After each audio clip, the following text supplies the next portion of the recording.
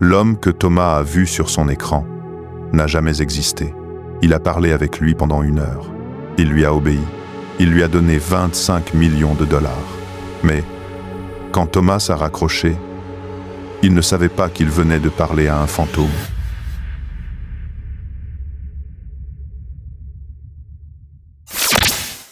Thomas est un financier brillant à Hong Kong. C'est le genre d'homme qui ne fait jamais d'erreur. Il vérifie tout, 2 fois. C'est son métier. Mais ce mardi matin de février, Thomas va faire l'erreur de sa vie. Pas parce qu'il est incompétent, mais parce qu'il a fait confiance à ses propres yeux. Il est 9 heures pile. Une notification urgente apparaît. C'est un message du directeur financier, le grand patron. Thomas est surpris. Une réunion secrète? Sans préavis, mais c'est le patron. Il clique sur le lien. La caméra s'allume. Sur l'écran, ils sont tous là. Le directeur financier, des collègues, des gens qu'il connaît. Le directeur prend la parole. C'est une acquisition secrète. On ne peut pas attendre. Il faut faire les virements maintenant. Thomas sent la pression monter. Il ose poser une question. Est-ce qu'on a toutes les autorisations?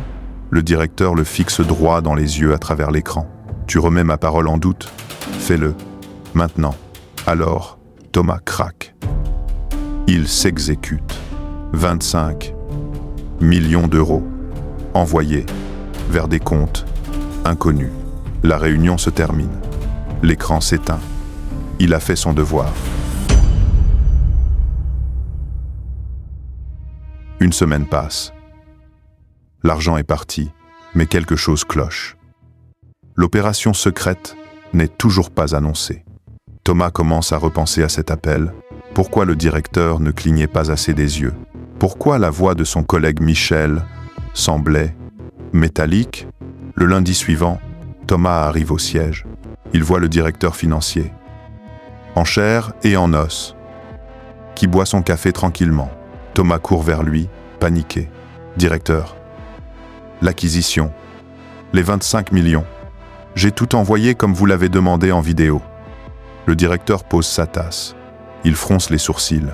Il dit 3 mots qui vont détruire la vie de Thomas. « Quelle vidéo? Je n'ai jamais fait de réunion. »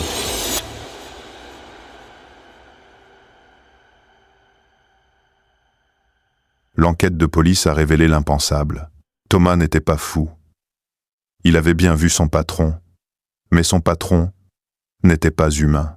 Pendant cette réunion d'1 heure, Thomas était la seule personne réelle.